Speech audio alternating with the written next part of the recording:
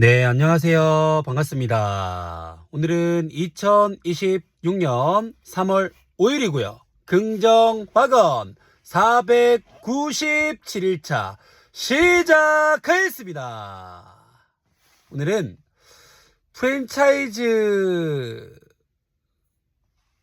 보면서 드는 나의 생각에 대해서 여러분들과 한번 공유를 드려보도록 하겠습니다. 그냥 말 그대로 제 생각이기 때문에 생각이 맞지 않거나 관점이나 이런 부분들이 틀리다고 하면 그냥 듣고 지나가 주시면 되겠습니다.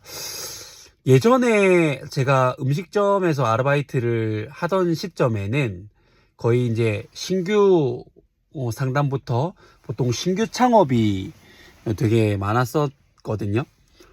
근데 요즘에는 신규 창업은 거의 없다고 보시면 되고, 거의 이제 업종 변경으로 많이 갑니다. 그 업종 변경으로 가는 이유는 요즘에 이제 2억, 3억, 4억씩 투자를 하면서 신규로 창업을 하는 사람들이 많이 없는 게 일단은 첫 번째 이유고, 기존에 이제 또 워낙에 지금 그 경기가 어렵고 소비 자체가 좀 줄고 있다 보니까 어설프게 해가지고는 웬만한 음식점들이 장사가 안 되는 게 프랜차이즈 본사의 타겟인 것 같더라고요. 그러니까 프랜차이즈 본사는 신규를 상담해가지고 계약 한 명을 하는 것보다 업종 변경을 해서 2명, 3명 계약을 하는 게 훨씬 더 빠르고 쉽다라고 느끼는 것 같습니다. 그리고 또 업종 변경을 희망하는 그 점주 입장에서도 보면 어차피 폐점을 하나 계속 들고 있자니 수익이 안 나고 폐점을 하자니 아깝고 마지막 지푸라기라도 한번 잡는 심정으로 정말 이 브랜드로 돈을 한번 벌어보고 싶다라고 하는 또 사람들이 절박한 상황에 놓여 있는 사람들이기 때문에 돈은 없지만 행동력이나 실행은 훨씬 더 빠를 수 있다. 그리고 그 경험이 있기 때문에 물론 본인들의 고집을 많이 피우는 단점들도 있겠지만 그만큼 많은 경험으로 인해서 비교가 빠르기 때문에 좀 더 빠른 결정을 할 수 있지 않나 라고 생각을 하거든요. 그렇게 하면서 거의 대부분의 지금 프랜차이즈 본사들이 업종 변경으로 많이 조금 이렇게 치중되어 있다라고 봐도 과언이 아닐 정도로 거의 대부분 지금 그런 양상으로 좀 흘러가고 있습니다. 그러면서 또 모티베이션 하는 게, 모티브로 삼는 게 이제 그 오봉집이 워낙 지금 프랜차이즈 업계에서 한식 분야에서 거의 뭐 탑을 달리고 있는 업종 중에 하나이기 때문에 거기를 모티베이션 해가지고 또 생겨나는 또 그런 프랜차이즈들도 많이 생겨나고 있는 것 같고요. 뭐 예를 들면 뭐 이게 이제 낙지 오봉집 스페셜이라는 걸로 이렇게 한상으로 해서 한상 차림으로 해서 이렇게 내보내는 거를 이제 메뉴를 구성을 다르게 해가지고 다른 아예 이름 간판을 내걸어서 이제 그렇게 이제 하는 그런 본사들, 그런 매장들이 또 많이 생겨나고 있는 것 같고, 이제 그러면서 지금 쭉 이제 흘러가고 있는데요. 사실 뭐 이런 얘기들을 많이 합니다.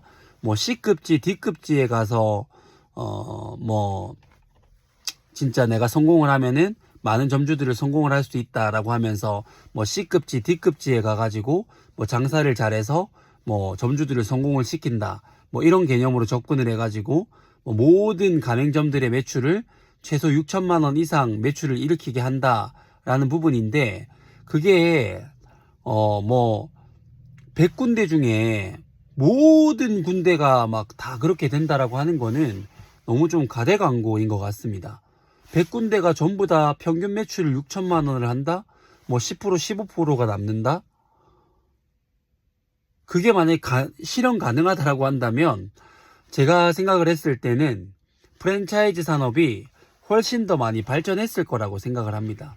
그런 가맹점주들의 그런 수익률이나 이런 것들이 한참 못 미치기 때문에 많은 크고 작은 문제들이 생긴다라고 보거든요.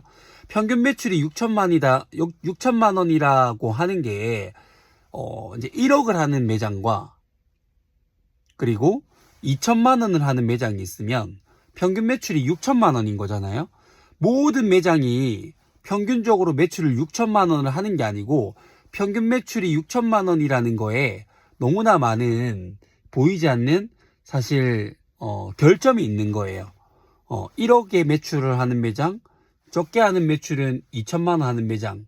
그 사실 평균 매출 6천만 원이 되게 그거를 고지고대로 들으면 안 된다라는 건데, 이거를 너무 좋은 점만 자꾸 얘기를 하고 모든 게 뭐 다 될 것처럼 얘기를 하고 뭐 이래버리면은 또 다른 피해자를 양상을 할 수 있다. 근데 말은 힘들어하는 점주들을 돕고 싶다라고 얘기를 하지만 글쎄요, 잘 모르겠습니다. 그리고 일단 뭐 그것도 그거지만 한 프랜차이즈 본사에서 여러 가지 또 브랜드를 하는 분들도 꽤 많더라고요. 그러면은 사실 프랜차이즈 본사에서도 직원은 한정되어 있는데 다각도의 브랜드를 하는 게 쉽지가 않습니다.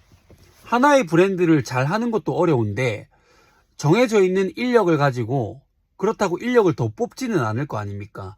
근데 정해져 있는 인력을 가지고 브랜드를 3개, 4개를 운영을 한다. 근데 애매하게 10개, 20개 있다. 그러면 엄청 애매해지는 거거든요. 아싸리 그냥 브랜드마다 다 3, 40개씩이 된다고 하면은 또 다른 문제일 수 있겠는데, 애매하게 그냥 10개 이렇게 있다. 그럼 그런 식자재 관리나 이런 거래처 관리나 이런 것들은 어떻게 합니까? 근데 뭐 백종원 씨는 뭐 그렇게 한다라고 하지만, 백종원 님은 일반적인 프랜차이즈 본사를 운영하시는 분들보다 이 식자재에 대한 뭐 이해도라든지 그런 것들, 이 폭이 훨씬 더 넓은 사람인 것 같거든요.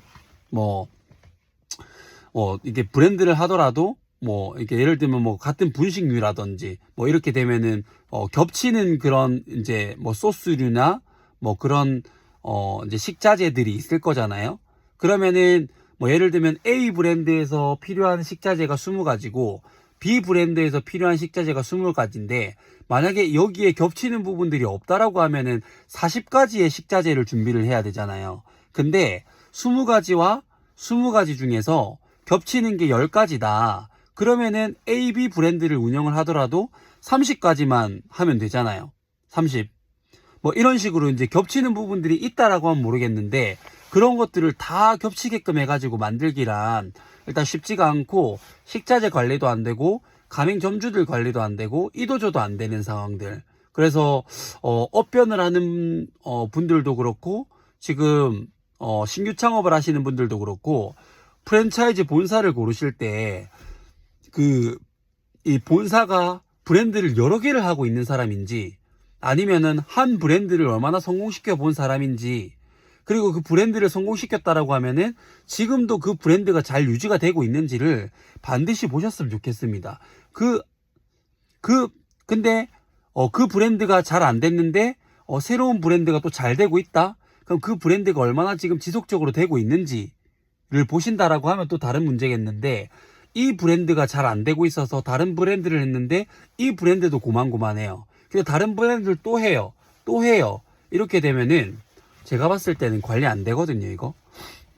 그래서 그런 부분들, 프랜차이즈 산업이 되게 쉽지 않은 지금 산업이고 지금 상황인 것 같습니다. 그래서 오히려 어쩌면 막연하게 개인 브랜드 하는 것보다야 낫겠지.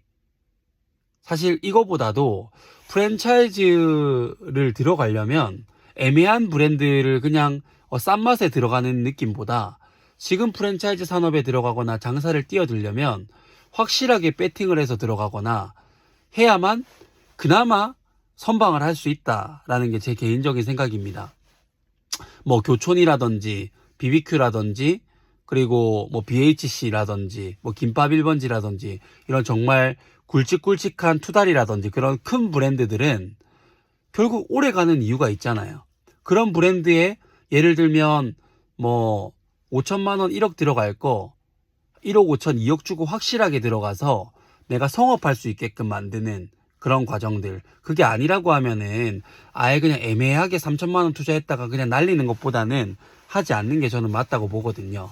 그게 모든 것들이 다 이어져 있는 것 같습니다. 우리가 모텔을 가더라도 결국 평당 인테리어를 150만 원 할 거를 그냥 250만 원 주고 좀 더 정확하게 인테리어를 해야 나중에 하자 보수가 안 생기고 2차, 3차 문제가 안 생겨서 결국은 더 나중에 들어갈 돈이 없는데 150만 원을 일단 싼 값에 했다가 나중에 공사를 하면 또 대공사가 들어가야 되고 더 배보다 배꼽이 커지는 격이 되기 때문에 이런 것들을 잘 생각하시면서 눈에 보이는 것만 보지 말고 그 이면을 자꾸 바라보면서 그런 것들을 조금 생각해 하셔야 되는 게 아닌가라는 그런 좀 되게 지금 좀 위험한 상황들이 많이 연출되고 있는 것 같아서 그런 것들을 좀 보시면서 프랜차이즈 산업을 그리고 프랜차이즈 본사를 고르실 때 그런 것들을 좀 잘 보고 고르시면 어떨까라는 생각을 합니다. 그리고 프랜차이즈 본사를 고를 때 정말로 여기를 하고 싶다라고 하면은 그 브랜드 본사가 가맹점이 뭐 예를 들면 한 50개가 된다. 그럼 저라면 저는 50군데를 다 가볼 것 같습니다. 그 50군데를 다 가본다고 하더라도 쓰는 비용이 한 매장당 20만 원 쓴다고 가정을 해보면 교통비까지 포함해서 그럼 1,000만 원 쓰는 거잖아요. 50군데를 다 가본다고 하면은 1,000만 원 쓰고 만약에 내가 3억을 투자한다면 3억 1,000만 원을 쓰는 거지만 1,000만 원을 아끼고 만약에 애매하게 2억을 투자하면은 2억을 다 날리게 되는 거니까 차라리 1,000만 원 더 들이더라도 확실하게 내가 검증을 해보고 내가 현장에서 본 거를 믿고 그 본 것과 본사의 대표가 얘기하는 게 똑같은지를 보고 결정을 하면은 그 실패의 확률이 훨씬 더 떨어지지 않을까라는 생각을 합니다. 제가 준비한 것은 여기까지인데요. 여러분들이 이 유튜브 영상을 보시고 프랜차이즈 산업을 바라보는 그 시각을 조금 단편적으로만 보지 말고 여러 가지 다각도로 좀 보시는 그런 생각들을 하시면 좋지 않을까라고 생각을 합니다. 예, 제가 준비한 건 여기까지고요.